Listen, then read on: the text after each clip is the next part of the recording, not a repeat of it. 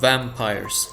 Blood-sucking corpses that have come back from death in order to suck the blood of the living. From the vampires of Europe to similar myths about undead creatures and blood-sucking monsters in Asia and in ancient Mesopotamia, to the New World and indigenous folktales there. Almost all cultures have creatures in the form of corpses that have been brought back to life, and or evil spirits, and that feed on the blood of the living. But the question is, why are vampire myths so spread all around the world? And to answer that is the aim of this video. And let us begin to discuss what a vampire is. It's a corpse that seems to be alive in some way or shape or form, and that sucks blood, according to most myths. And corpses looking like they have been alive is not that uncommon, and looking like they have fed on something is also not that strange, as corpses are known to swell as gases from the decomposition accumulate in the torso and stomach, and the increased pressure also forces blood to sip from the nose and mouth sometimes when it forces it out of the body. This can cause the body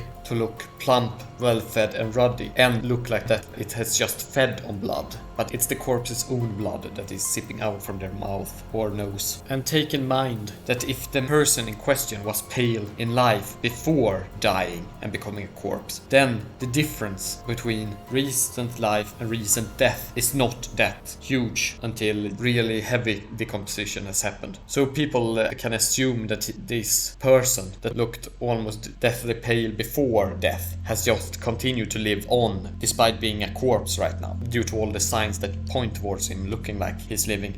And it should also be known that after death, the skin and gums lose fluids and contract, exposing the roots of the nails and even teeth that were previously covered by skin and flesh, creating an illusion that the teeth have grown and that the nails have grown, and that the apparent corpse might in fact in some way still be living, still growing, despite being dead. And also regarding corpses coming back from life, disordered tombs and graves due to grave robbery can look like a breakout of an undead, like the undead managed to get out of the coffin or out of the tomb where it was emplaced. And sometimes vampire legends may have also been the result of individuals being buried alive because of shortcomings in the medical knowledge of the time, to actually ascertain that the individual is in fact dead and has just not lost consciousness or been in a coma-like state temporarily. So people were buried alive or buried in tombs by being declared dead, but they were in fact not dead. And then they tried to break out, and it looked like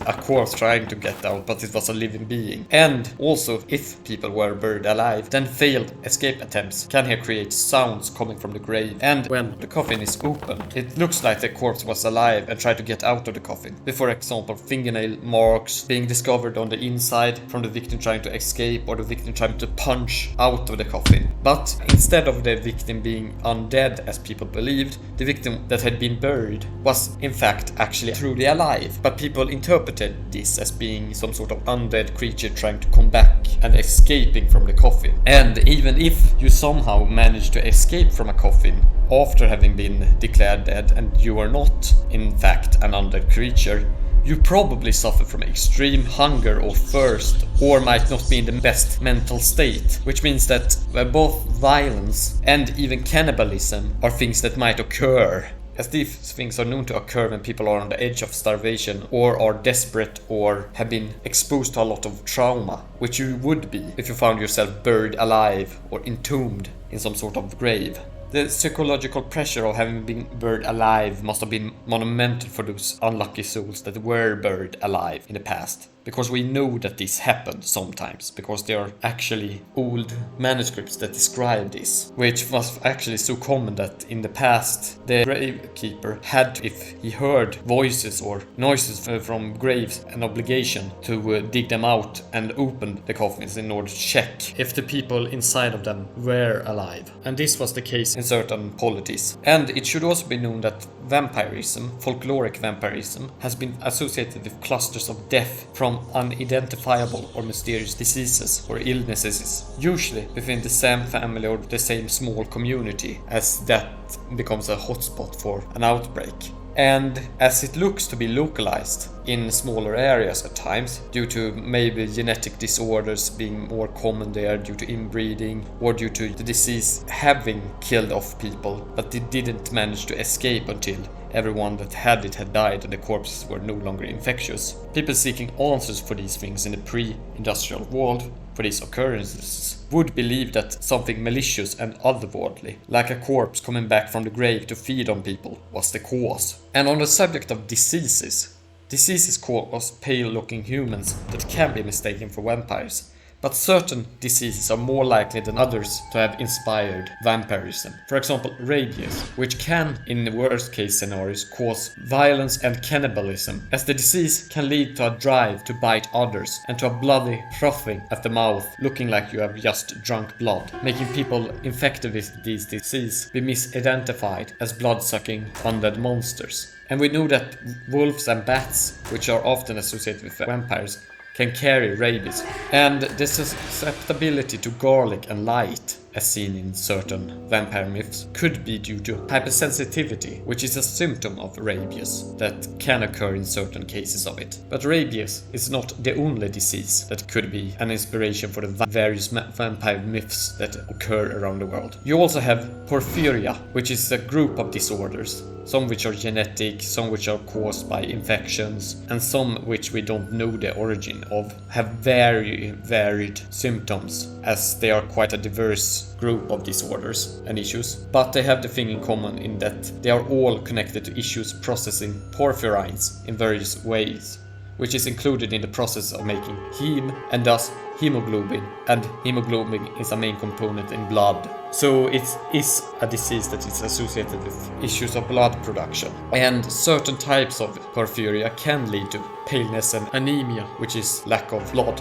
And in old times, porphyria was treated by ingesting iron-rich food and sometimes even blood from animals. And depending upon the type of porphyria, this might actually help or even make the porphyria worse, as in certain cases it leads to iron poisoning because the blood you were ingesting added more iron than your body could process due to having reduced ability to process the iron into porphyrins due to your porphyria. In some cases it did improve because that wasn't the issue regarding the processing of porphyrins. So blood could in certain cases help, but in certain cases not. It depended really much upon the type of disease. In modern medicine we are much better at identifying which type of porphyria a patient has, and thus we usually just give them a lot of other sorts of medications in order to help alleviate the symptoms, or even cure it in certain cases, or even cure the underlying condition in certain cases. It should also be known that certain types of porphyria, but not all of them, can cause blisters or itching when the sufferer from these conditions are exposed to direct sunlight.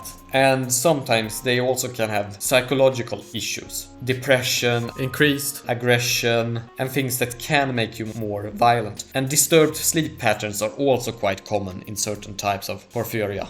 But it should also be mentioned again that most people do not have these vampire-like symptoms, and porphyria, as being a disease that lies behind tales of vampirism, is probably only due to very extreme cases, not the most normal of porphyria cases. The next reason as to why people believe in vampires are due to psychological reasons, as vampires could be interpreted to be a result of the fear of the unknown, fear of death, especially the death aspect of vampirism, combined with the fear of being preyed upon, being fed upon by a predator. The pure animalistic base instinct that exists in us to make us fear predatory animals and to make us fear other humans that might want us harm has been projected in our imagination and onto other humans, or in corpses coming back as vampires, as our imagination has been running wild and solidified in the myths about vampires. And regarding psychological reasons and fears, animal attacks could have also been interpreted as vampires attacking people, as vampires in certain myths are said to take the shape of various animals, such as wolves, and attacking people. And thus our fear of being preyed upon and our fear of death are thus transferred to animals and has contributed to vampire folklore all around the world. And then we also have the fact that there does exist humans that are very vampire-like in their behavior. And we have cases of a number of murders, both ancient and modern, that have been performed in seemingly vampiric ways, with rituals upon their victims, such as blood drinking and cannibalism being involved in the process of these murderers murdering their victims. And these disturbed individuals can lie behind many of the vampire myths, as what was just an ordinary murderer with a very disturbed psyche got interpreted by people that didn't know about who had done it as being a case of a vampire having murdered someone by drinking their blood, rather than just a disturbed normal human having done it. In addition to cannibalism and murdering being the result of very disturbed individuals, you also have the fact that you don't have to be that disturbed to actually commit it, as if you are on the edge of starvation, like for example during a famine where people are dying in droves all around you. Desperate people have been known to be resorting to cannibalism, to eating other people, and this could have also been interpreted as a vampire feeding upon another human, especially as during a famine many people, due to being malnourished, might begin to look like corpses and thus be mistaken for vampires. And these are just some of the reasons as to why we might believe in vampires. And these reasons, such as disease, psychological reasons, reasons of how corpses decay and such, are to be found all around the world, explaining why such similar myths have appeared all over the globe and all across history and across such vast amounts of history. I hope you like this rather analytical look at the reasons for the existence of vampire myths across the globe. Please do subscribe, as it would help the channel spread awareness about the humanities. اشتركوا بالقناة من فضلكم.